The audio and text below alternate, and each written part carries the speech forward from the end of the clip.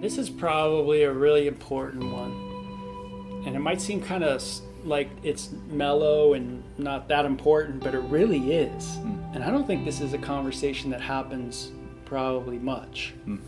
But we titled it Communicating That Just Because We Seek to Please God in Marriage Does Not Mean That Our Marriage Will Last. And why do you think that's important, Peter? The reason why is because, when I was growing up, usually the message that I was given is like, well, you want God to bless your marriage, don't you? And that was kind of my motivation to, remain a virgin before marriage, or, to make sure that I was only, dating one person. That's usually how it was put to me. But the reason why that fell apart for me is because what I realized is that I was around a lot of people that did wait for marriage to have intimacy, and their marriage fell apart. That they were both Christians and the marriage fell apart. It didn't work out. And then on the flip side, I knew people who didn't do things the Christian way, and they had a functioning marriage. They actually had a good marriage. And so I was in this kind of conundrum where I was looking at the world and seeing that what I was hearing from Christians was not matching up with the reality that I was seeing around me. That's right. And parents, you have to tell your student that monogamy is not easy. It's not simple to be strict monogamous, and that to walk in the way that the Bible is talking about in strict monogamy is going to have its challenges, and that there's something that gets in the way of having a lasting marriage, and that is our flesh and the desires and wishes and wants of that flesh, of our nature, that fleshly nature that wants to rule and reign and be Lord. And see, if you don't say those things to your student, the student will automatically think like, oh, well, these people are Christians and they've gotten divorced. Right. So it must be, that Christianity's messed up. Well, no, the Bible tells us that we're sinners and that we're going to struggle. And so you have to let them understand that the marriage that you're in is probably the hardest relationship that anybody could enter into on the planet. And that you're going to need God's help and God's direction in that. And that's why you're surrendering your life to Jesus Christ daily. That's right. And then to also even further understand that even if you do that, it doesn't necessarily mean your partner will.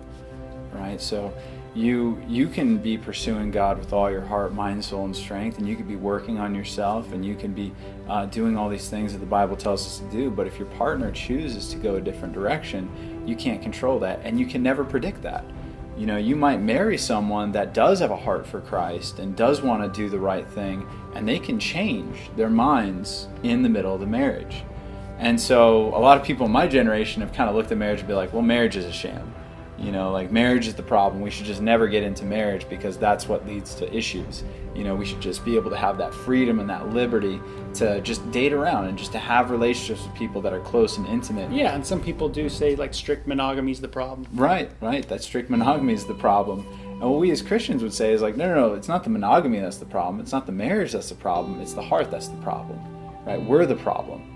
Right, so we come into these relationships and we have these issues, and sometimes if these issues are not dealt with and addressed, they will. There's not a single person on this planet that if they got married today and didn't work on their issues, those issues would not destroy the marriage. And that's in any marital format. That's right. Doesn't matter if it's polyandry, polygamy, whatever it is. That's absolutely correct. Where no matter if you struggle sexually, or you struggle with your anger, or you struggle with insecurity, or if you struggle with anxiety, it doesn't matter what you struggle with. That sin issue, if taken to its extreme, could destroy any marriage.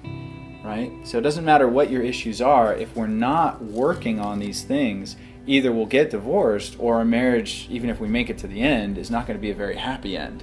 Right, and it's important. Then your older teenager might say, well, then maybe we should just never get married. Right. And then you go back to the safe issue. Right. Like what would a world be like if we just never got married, never had commitments at all in relationships? What would it be like? How would kids survive? Would be a society be more compassionate on kids, or would a society be less compassionate? And when you look at sexual deviancy and the cultures of sexual deviancy, you don't see a lot of compassion on kids. Right. And so, you have to be able to be wise to share those things. That's right. And we always also go back to the idea, the concept of Job. I think Job is such an important book to understand.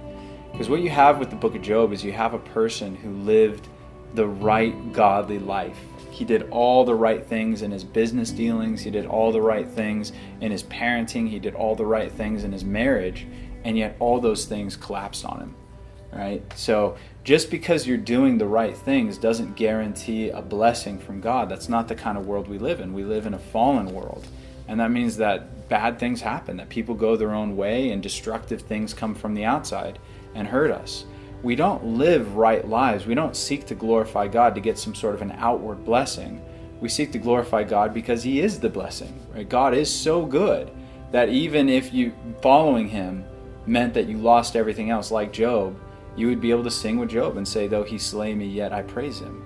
Man, that God is that good that even if you lost what you were pursuing, God is still worth the fight. Man, He's still worth going after. So, I mean, it's awesome when both members of a marriage have that perspective and they are going after God. And me and Bo will both tell you that, dude, our marriages are rock. They're amazing. It's incredible the amount of joy and intimacy you can have when you are pursuing God and you are moving in that direction. But it doesn't guarantee anything. It doesn't assure anything. And it's important to share that with your students.